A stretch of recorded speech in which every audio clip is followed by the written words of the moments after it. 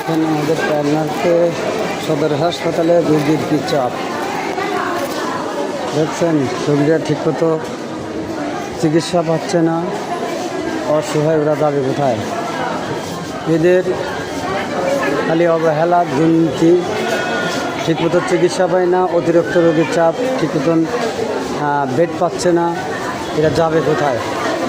যেহেতু যাওয়ার মতো কোনো জায়গা নাই। কিন্তু কোনো আমাদের দেশের সরকার বা আপনার শিমুল ভাইয়ের কি এই দেখার জিনিসটা, হাসপাতালের বিষয়টা একটু দেখার দরকার। দেখেন রোগীর কত চাপ, অথচ এত অবহেলা রোগীর উপরে কেন? আমাদের দেশের সরকার কি এটা দেখবে না? বা শিমুল ভাই প্রশাসনের দিক দিয়ে আকর্ষণ করে বলছি, একটু দেখেন শিমুল ভাইকে, একটু বিষয়টা দেখেন। এই জিনিসটা যেন সরকারের কাছে যেন তুলে ধরা হয়, নাহলে গরিব মানুষ কোথায় যাবে? আমাদের পাবনা জেলার সদর হাসপাতালের অবস্থা দেখেন, রোগীর প্রচুর রোগীর চাপ দেখেন। কোথায় মানুষের দেওয়ালে পিঠ থেকে গেছে, মানুষ কোথায় যাবে?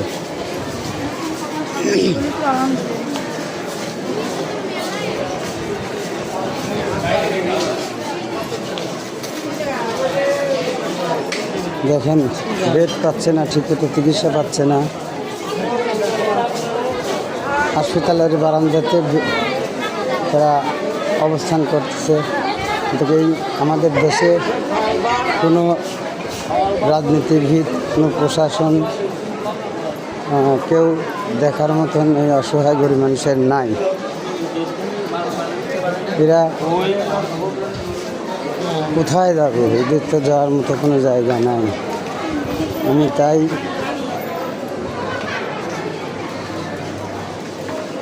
আমাদের পাবনা জেলার এমপি শিমুল ভাইকে বলছি, আমাদের শ্রমিক দলের লিডার শিমুল ভাই যেন এই জিনিসটুকু, হাসপাতালের বিষয়টা যেন গুরুত্ব সহ যেন দেখেন, বা আমাদের দেশের সরকারের কাছে যেন তুলে ধরা হয়। না হলে মানুষ এই অবস্থায় কোথায় যাবে?